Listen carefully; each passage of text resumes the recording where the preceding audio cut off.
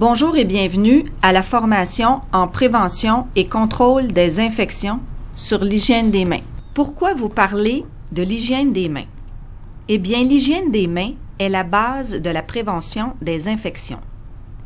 Sa pratique est indispensable et ce, dans tous les milieux de soins de santé physique et psychosociaux de notre grand CIUS. L'hygiène des mains aide à réduire les risques d'infection et à protéger les usagers, leurs familles, les visiteurs et le personnel de nos installations. Il s'agit d'instaurer une véritable culture organisationnelle en respectant une pratique exemplaire. La prévention des infections, dont l'hygiène des mains, est la responsabilité de tous et de plus, il s'agit d'un indicateur direct de la qualité des soins que l'on prodigue à nos usagers et un moyen d'assurer leur sécurité. Voici les termes que nous aborderons lors de cette formation. La chaîne de transmission, les 4 moments de l'hygiène des mains, et même plus, la procédure d'hygiène des mains avec la solution hydroalcoolique, la procédure de lavage des mains avec de l'eau et du savon, et enfin les indications pour le port de gants à usage unique. Le simple fait de donner des soins augmente le risque de transmission des infections. Dans plusieurs installations, de nombreuses personnes habitent sous le même toit et partagent les mêmes équipements. Par exemple, la salle de bain, la salle à dîner ou des locaux de réadaptation. Débutons par la chaîne de transmission. D'abord, la chaîne de transmission est composée de 6 maillons. Cette chaîne représente les conditions nécessaires à la survie, à la reproduction et à la propagation des agents pathogènes et des liens qui les unissent. Donc, lorsque les 6 maillons sont réunis, la transmission des infections est possible. Le premier maillon, au centre supérieur de la diapositive, est l'agent infectieux. Il peut s'agir de bactéries, de virus ou de champignons. L'agent infectieux possède des caractéristiques qui lui sont propres, par exemple sa virulence ou sa survie dans l'environnement. Le deuxième maillon, à droite de l'agent infectieux, est le réservoir. Il peut s'agir de l'eau, des aliments ou de l'environnement. Le troisième maillon est la porte de sortie. En fait, c'est la voie par laquelle un agent infectieux quitte le réservoir. Il peut s'agir du sang, de sécrétions, de sel ou d'urine. Le quatrième maillon est celui des modes de transmission. Il s'agit de la façon de voyager pour l'agent infectieux. Les modes de transmission les plus fréquemment rencontrés sont par contact, par gouttelette et par voie aérienne. Le cinquième maillon est la porte d'entrée. Il s'agit de la voie par laquelle un agent infectieux pénètre dans un hôte, l'hôte pouvant être un de nos usagers vulnérables. Parmi les portes d'entrée, il peut y avoir les muqueuses, comme la bouche, les narines, les voies respiratoires, le système gastro-intestinal ou une peau brisée. Le sixième et dernier maillon est l'hôte réceptif. Il s'agit de notre clientèle atteinte de diabète, de maladies chroniques ou ayant un système immunitaire affaibli. Ce n'est là que quelques exemples. Lorsqu'un maillon de la chaîne de transmission est brisé, la transmission de l'agent infectieux est interrompue. Afin de bien comprendre, prenons l'exemple du virus de l'influenza. Le virus de l'influenza est notre agent infectieux. Son réservoir, les poumons de la personne infectée. Sa porte de sortie, les voies respiratoires. Son mode de transmission, par contact et gouttelette. La porte d'entrée, le système respiratoire de notre usager réceptif. Voilà un exemple d'actualité de transmission de l'infection. L'hygiène des mains est un des facteurs clés pour briser la chaîne et éviter la transmission des infections. Dans un contexte de soins et de services psychosociaux très diversifiés et de milieu de vie, l'hygiène des mains doit être respectée par tous les membres du personnel, que ce soit des professionnels, des bénévoles, des médecins, etc. Tous les intervenants de tous les milieux doivent procéder à l'hygiène des mains afin d'assurer la sécurité des usagers et d'offrir la meilleure qualité de soins. Pour interrompre la chaîne de transmission des infections, il y a 4 moments principaux pour procéder à l'hygiène des mains. Ces 4 moments, pour l'hygiène des mains, sont les plus importants et doivent être pratiqués à l'endroit même où sont prodigués les soins. Nous parlons ici de la zone usagée. Je vous les présente. Le premier, avant de toucher à l'usager ou à son environnement, avant une intervention aseptique, par exemple une ponction veineuse.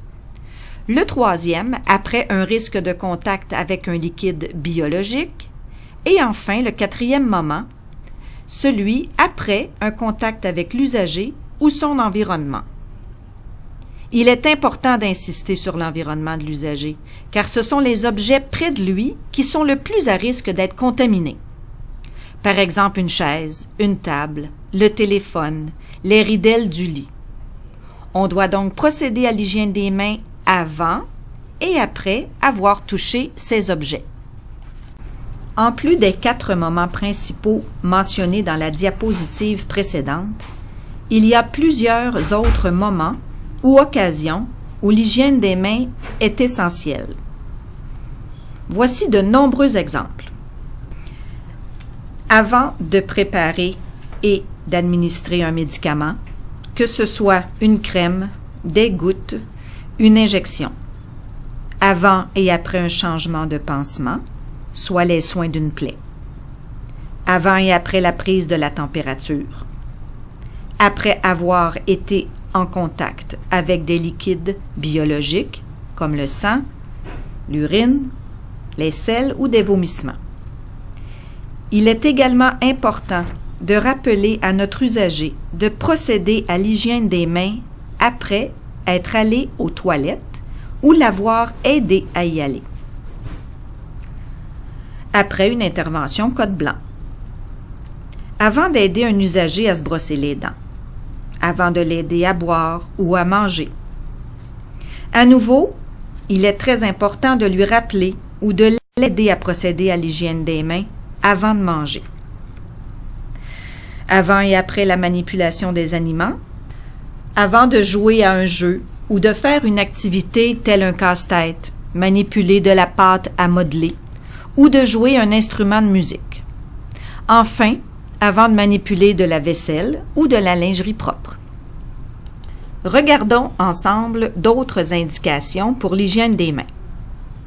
Au moment de votre arrivée au travail et avant de quitter, avant de se servir ou manger des aliments, avant et après avoir fumé, bien sûr après avoir satisfait des besoins hygiéniques personnels, comme aller aux toilettes, se moucher, éternuer ou tousser dans ses mains. Il est primordial de procéder à l'hygiène des mains avant d'enfiler les gants à usage unique et après les avoir retirés. Nous y reviendrons un peu plus tard. Il existe 2 méthodes pour l'hygiène des mains. La première est la plus efficace. La friction avec une solution hydroalcoolique. La seconde, le lavage des mains à l'eau et au savon. Voyons ces méthodes en détail. D'abord, la solution hydroalcoolique est la solution à privilégier dans la plupart des situations de soins. La solution hydroalcoolique a un pouvoir désinfectant qui tue les micro-organismes. La méthode dure environ 20 à 30 secondes et doit être utilisée si les mains ne sont pas visiblement souillées. De plus, cette méthode évite la sécheresse de la peau car des émollients y sont intégrés. Voici en détail la technique pour bien désinfecter vos mains à l'aide de la solution hydroalcoolique.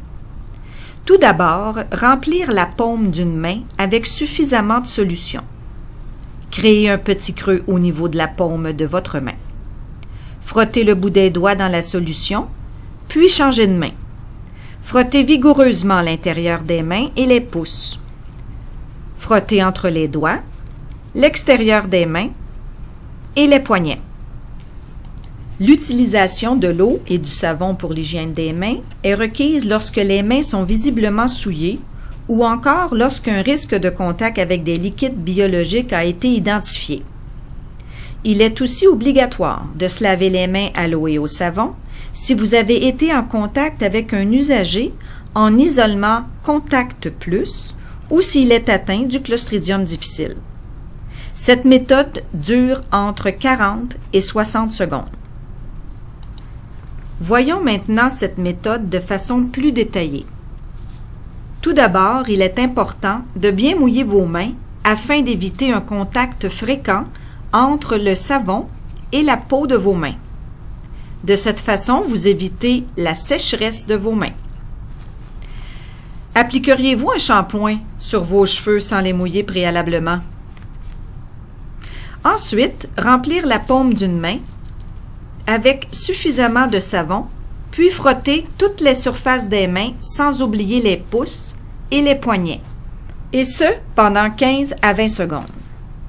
Nettoyez vos ongles de chacune des mains. Rincez l'ensemble des surfaces des mains.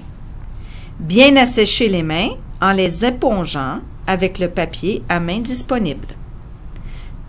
Si un robinet à poignée est utilisé, conservez votre papier à main pour fermer les robinets. Jetez le papier à main dans un contenant prévu à cet effet sans le toucher. Certaines régions sur les mains sont plus fréquemment négligées lors de l'hygiène des mains. Nous devons donc leur porter une attention particulière. Les régions en bleu sont les régions souvent oubliées et en rouge, celles qui sont le plus souvent oubliées. Si l'hygiène des mains est bien effectuée, celle-ci demeure un moyen simple et efficace de limiter la transmission des infections. Pour bien effectuer l'hygiène des mains, il faut respecter certains principes de base. D'abord, avoir les ongles courts. Il ne faut pas porter de faux ongles, de vernis ou de bijoux, puisque ceux-ci nuisent à l'hygiène des mains en retenant des micro-organismes. Sur cette image, vous pouvez constater à quel point les bagues et bijoux peuvent constituer un réservoir de micro-organismes et nuire à l'hygiène des mains. En effet, sur la gélose de droite, vous pouvez visualiser à quel point les bijoux peuvent être contaminés et ainsi contribuer à la transmission des infections. De plus, les bijoux peuvent blesser vos usagers lors des soins. Le port de gants fait également partie d'une pratique de base comme l'hygiène des mains. Les gants doivent être portés avant un contact sur une peau avec des lésions ou des boutons ou lors de contact avec des muqueuses telles que la bouche, les yeux. Les gants doivent être portés avant un risque de contact entre les mains et le sang, des liquides biologiques tels que l'urine, les selles, des vomissements. Les gants doivent être enfilés juste avant de donner un soin ou de faire une intervention nécessitant le port de ces derniers. Les gants doivent être retirés immédiatement après le soin ou l'intervention. Il est très important de procéder à l'hygiène des mains avant d'enfiler les gants ou au retrait de ceux-ci. Les raisons sont simples. Procéder à l'hygiène des mains avant de prendre un gant dans sa boîte évite de le contaminer et de contaminer les autres gants se trouvant dans la boîte. L'hygiène des mains au retrait des gants est également essentielle car le risque de se contaminer en les retirant est fort possible. Bien se rappeler de ne pas circuler à l'extérieur des chambres des patients, résidents ou usagers avec une paire de gants. Un gant souillé contamine l'environnement. En aucun cas, le port de gants remplace l'hygiène des mains. Voici quelques exemples où le port de gants à usage unique, donc non stérile, n'est pas requis. Aider un usager à s'alimenter, se coiffer, s'habiller ou marcher. Mobiliser un usager à l'aide d'un fauteuil roulant. Appliquer une crème hydratante ou non médicamentée sur une peau saine. Lors de la distribution de collations. L'important est de procéder à l'hygiène des mains avant et après avoir effectué ces tâches. Toujours se rappeler que le port de gants n'est pas nécessaire si le contact se limite à la peau saine ou intacte des usagers. En résumé, toute personne qui est appelée à prodiguer des soins et services aux usagers et intervenant dans tous les milieux de soins doit comprendre et respecter les notions d'hygiène des mains. Se rappeler que l'hygiène des mains est l'affaire de tous. Merci à tous pour votre écoute.